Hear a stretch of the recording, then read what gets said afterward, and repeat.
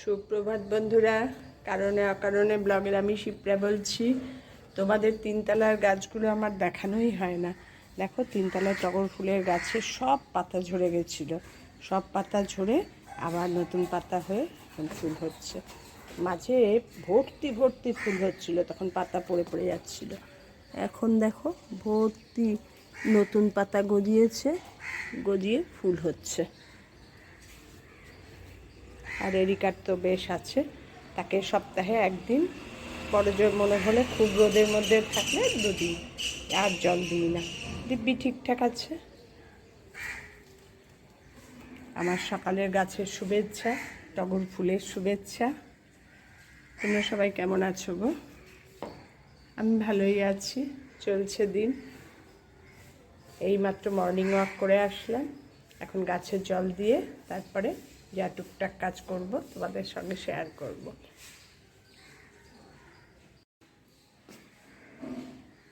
আজকে গাছে দেব কলার খোসা ভেজানো জল, তিনতলার গাছে নিয়ে এসেছি। ওপরের গাছটায় না এইভাবে কিছু দেওয়া হয় না, সবসময় দুম করে আসাও হয় না। একবারে স্নান করে আসি, ওপরে ফুলও তুলি, আর মর্নিং ওয়াক থেকে ফিরে গাছে জল টল দিয়ে এই হেলথ টিটা নিয়ে বসে গেছি তোমাদের সঙ্গে একটু গল্প করতে। কারণ কি বলো তো, আজকে রান্নার কিছু ব্যস্ততা নেই। আর মর্নিং ওয়াক করতে আজকেও গেছিলাম সেই ঢাকুরিয়ার রাস্তায়। ঢাকুরিয়ার রাস্তায় কেন যাচ্ছি, দুদিন ধরে, একদিন গেছে আসলে আমার কর্তার পোস্ট অফিসের একটা বই আছে, ওই ভদ্রলোকের বাড়ি হচ্ছে এই ঢাকুরিয়ার এদিকে।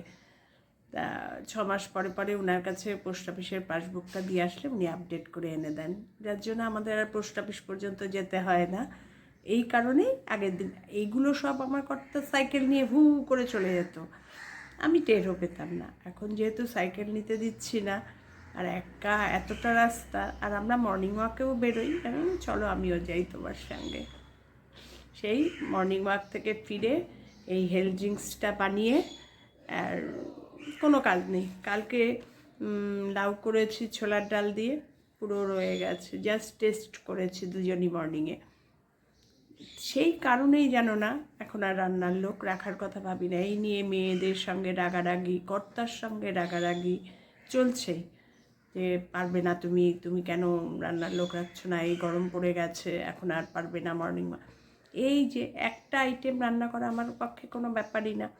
আমি সকালবেলা এই কারণে হুড়ুমুড়ো করে করি কেন বলো তো, ঝুম্পা আসে একদম রান্নাঘর পরিষ্কার করে দিয়ে যায়, আমারও কাজ শেষ। আমি বেলায় আস্তে ধীরে করতেই পারি, এটা ওদের বোঝাতেই পারছি না। তা যাই হোক, ওয়েদারের কথা বলি, কি ঠান্ডা পড়ে গেছে, এত রোদ এত গরম। আমরা জাস্ট ভাবছিলাম এসি চালাবো রাত্রে শোয়ার সময়। এমনি দিনের বেলায় গরম লাগলে খুব একটা, ছোটো মেয়ে মাঝে মাঝেই এসি একটু চালিয়ে নেয়, কিন্তু রাত্রে শোয়ার সময় এখনও আমরা কেউ চালাইনি। আর আমার একতলার ঘর তো প্রচণ্ড ঠান্ডা, আমরা তো একতলাতেই ম্যাক্সিমাম সময় থাকি। তা সেই জায়গায় এই আমাদের এখানে 21 তারিখ নাগাদ ডিক্লেয়ার হয়েছিল 50-60 কিলোমিটার বেগে ঝড়, তার সঙ্গে মুষলধারে বৃষ্টি। ঝড়ও হয়নি, মুষলধারে বৃষ্টিও হয়নি কলকাতায়।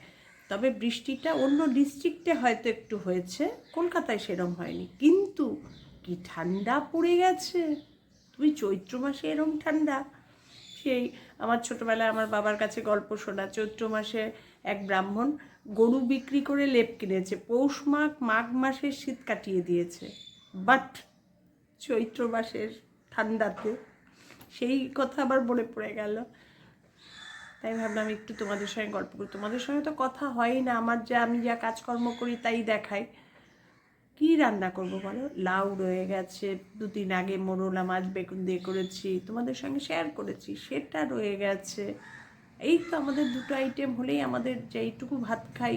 আগে আমার কর্তা খুব খেতে ভালোবাসতেন, ও প্রথমে একটা তিতো নায় শাক, আর 2 মেয়ে ছিল, বায়না করতো, প্রচুর রান্না বান্না হতো। এখন কিছুই না, যাই একটা রান্না করি 2 দিন চলে যায়।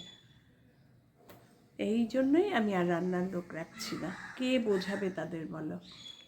তাই তোমাদের সঙ্গে একটু মনে দুঃখের কথা শেয়ার করলাম। এই হেলথ ড্রিঙ্কসটাকে এত ভালো আছি না, মানে মর্নিংয়ে মানে সমস্ত শরীর একদম ঝরঝরা। এটা মর্নিং ওয়াক করে এসেই এটা বানিয়ে খাই দুজনেরই।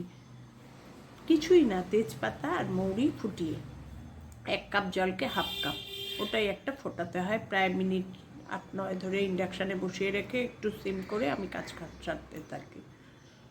আর যাদের সুগার নেই তারা একটু মধু দিয়ে খেতে পারো, দারুণ টেস্ট হয়।